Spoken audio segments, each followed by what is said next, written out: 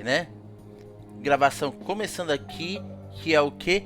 Novos velhos problemas para Fórmula 1. Eu vou mostrar aqui essa aqui, Luke. Você comanda a gente, tá? Beleza. Seguinte, eu acabei porcando quase tudo, toda ela no PDF. Aí você vai comandando. Vai falando aí. Porpoising, o novo velho problema da Fórmula 1 2022, ou também conhecido como efeito solo. Exatamente, exatamente, pessoal. O que ocorre? Voltou-se para essa temporada de 2022 a liberação depois que foi banido em 1982, ou seja, 40 anos depois, voltamos com efeito solo para a Fórmula 1. Então, por isso o título da matéria, que é do nosso amigo Sérgio Milani, entendeu? Inclusive, quero deixar aqui um abraço para você, Sérgio Milani.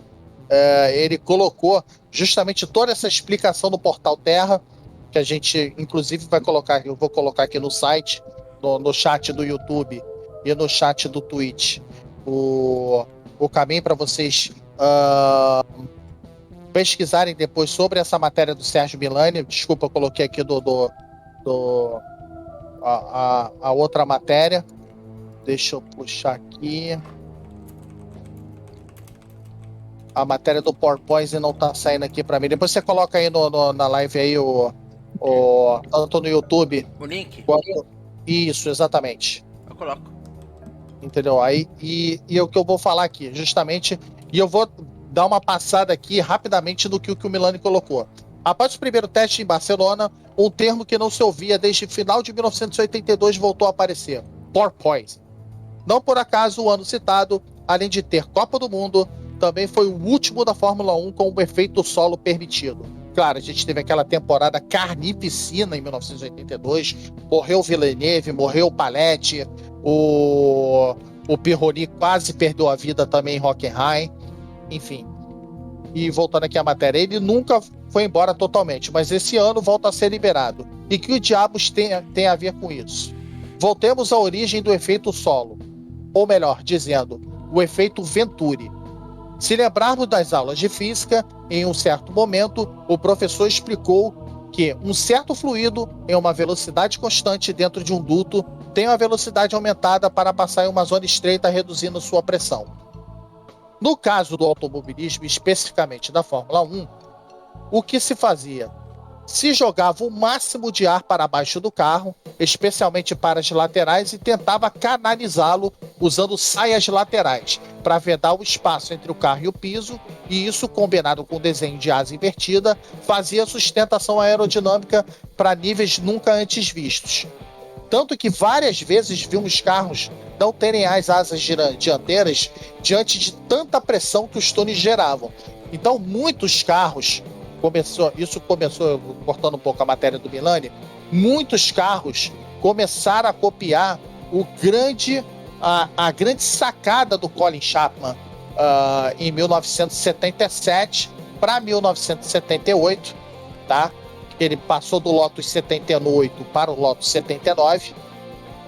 Na foto a gente está vendo aí o Lotus 80, que era um carro extremamente revolucionário, mas sofria desse problema sério de efeito porpoise, tá? E o efeito Venturi. O que acontecia? Foi lançado já a ideia de efeito solo já no Lotus 78, 1977, pelo Colin Chapman. Ele é um plus para 1978, lançando o Lotus 79 no meio do ano, que era um update do Lotus 78, que já era um carro muito rápido. O Lotus 79 se tornou imbatível, ganhou várias corridas. E o que ocorre?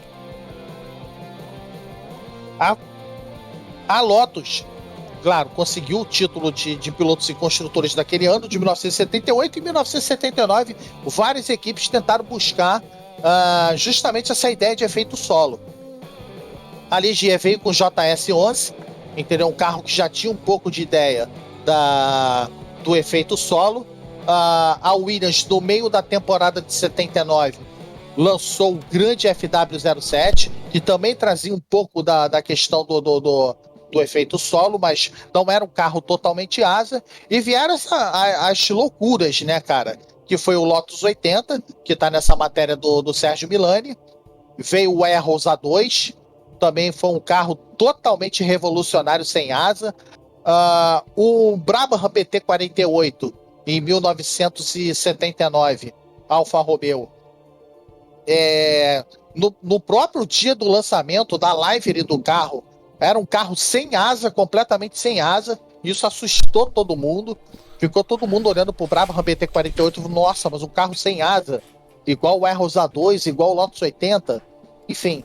E começou, no caso, a ter esse problema de fuga de ar lateral pelo não trabalho correto das saias laterais. Que o carro, claro, às vezes a saia levantava, entendeu? Baixava com efeito de mola.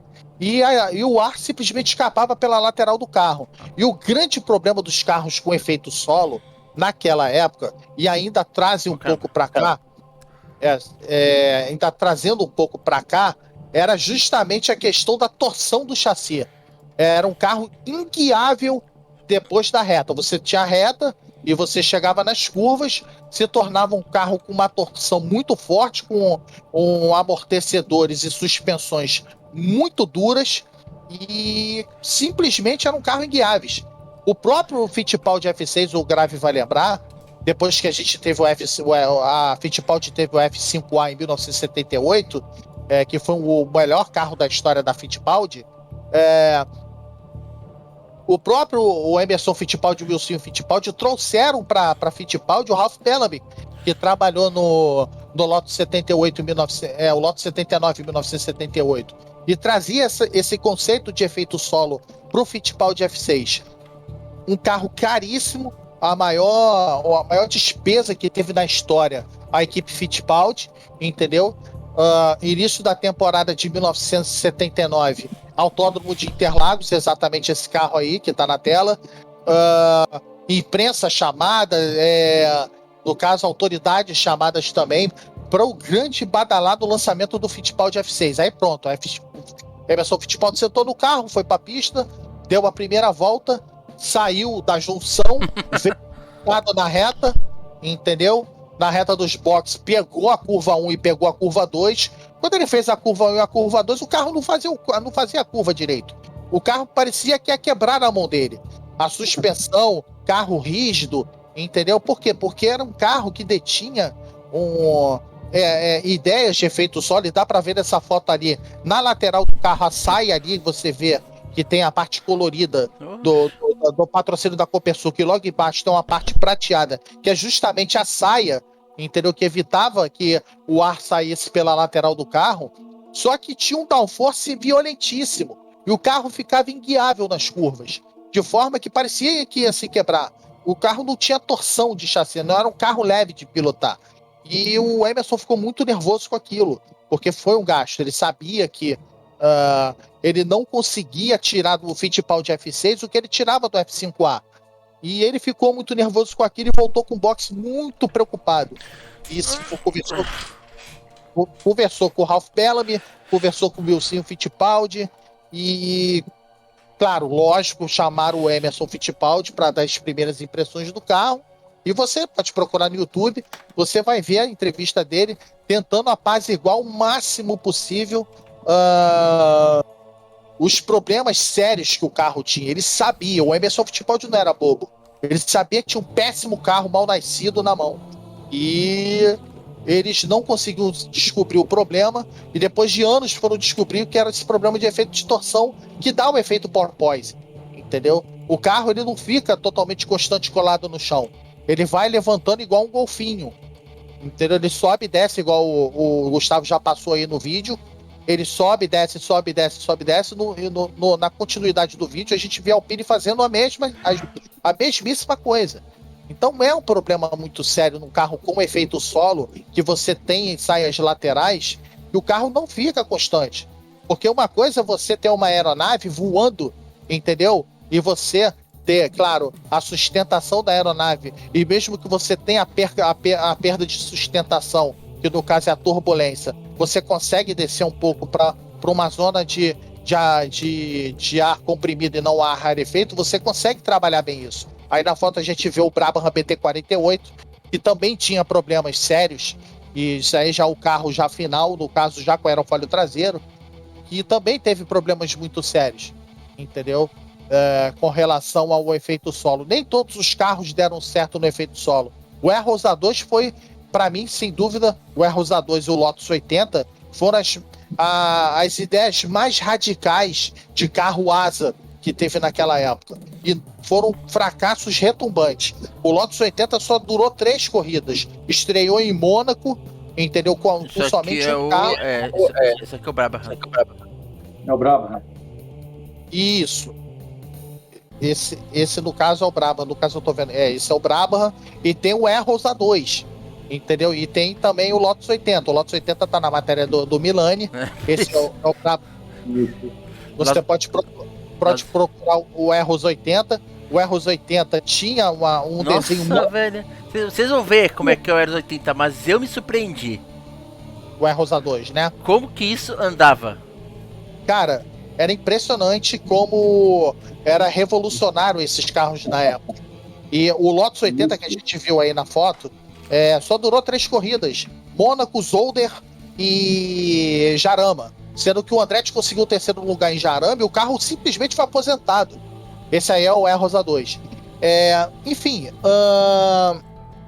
é impressionante, cara, como eles viajaram nas ideias revolucionárias de 1979 até 1980, e em 1981 eles já todo mundo tirou o pé. Entendeu? A gente não pode partir para carro revolucionário. É claro que o Colin Chapman tentou algo diferente em 1981 com o Lotus 88, que tinha o chamado duplo monocoque, que no caso era o duplo chassi, que foi um carro proibido na Fórmula 1. Mas é um carro que não daria certo, entendeu? Revolucionário na sua concepção, assim como é o Lotus 80, foi o Lotus 80. O Lotus 80, nem o Carlos Reutemann pegou para andar. Ele andou em testes, mas em corrida, em corrida, só o Mário Andretti andou. Andou 3 corridas e depois aposentaram o carro. Uma gastação de dinheiro que foi esse Lotus 80 e que foi um fracasso retumbante total da utilização do efeito solo. E voltando para os dias atuais, eles, claro, que verificaram isso nos primeiros dias de teste, nos 3 primeiros dias, já vão trabalhar isso para o Bahrein para poder minimizar essa questão do efeito porpoise, que é o carro ficar pulando na reta, entendeu?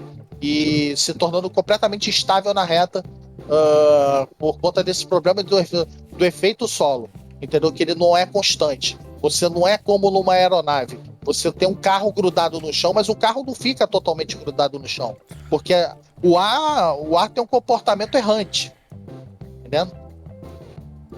Pois até questionaram o pessoal das equipes e tal. Acho que o pessoal da Ferrari falou: não, isso é um efeito que a gente vai corrigir, é facinho de corrigir. Eu acho que o Emerson tá dando uma consultoria para eles em minimização dessa repercussão, porque não parece ser um problema que vai ser tão fácil assim ou atualmente seria fácil resolver esse problema do que foi no passado. Não sei o que seria. Acho que não tem tantos problemas como no passado, porque como os carros estão utilizando aerofólio dianteiro e traseiro, isso é minimizado. Tá entendendo, o Grave? O David e Gustavo. Pode ser grave.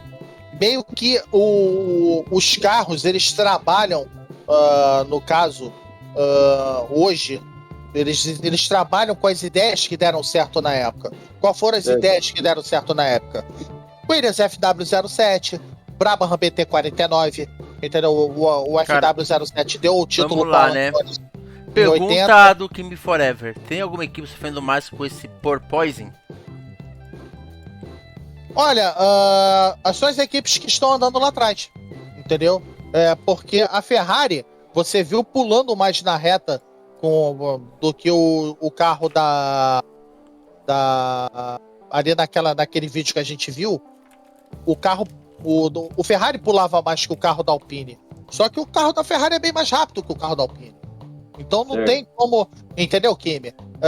Não tem como você definir essa questão claramente da... Ah, poxa, quem tá sofrendo mais, quem tá sofrendo menos. Quem sofre mais é quem tá andando lá atrás. Tá entendendo, Kimi? Então é muito complicado. A gente só vai ter a verdade mesmo agora nos testes dos dia 10, 11 e 12 de março lá no Bahrein. Tá? Claro, foi o que eu falei aqui. Vão trabalhar essa questão do porpoise para poder evitar o máximo possível, tentar colar um pouco o carro no chão, ou tentar não colar tanto o carro no chão, deixar o carro um pouco mais levantado, trabalhar um pouco mais essa questão das saias laterais, entendeu? E deixar escapar um arzinho ou outro para o carro ficar mais estável na reta. O problema é tentar cercar o ar inteiro e aí esse efeito ele toma uma proporção maior, então. Exatamente, entendeu, David? Então, não é mais aquelas ideias revolucionárias da década no final de 1979, 1980, que nem eu já citei aqui, entendeu? Do E-Rosa 2, do Lotus 80, do Brabham BT48, do Fittipaldi F6, entendeu? Que deixou o Emerson e o Fittipaldi em maus lençóis, tiveram que voltar para o F5A, entendeu? No meio da temporada de 1979, que era um carro já obsoleto. Então, é claro que hoje em dia a tecnologia é muito maior e eles conseguem minimizar esse problema do porpoise. Entendi. Então, de repente, a Ferrari consegue ficar até mais rápido? Não digo mais rápido.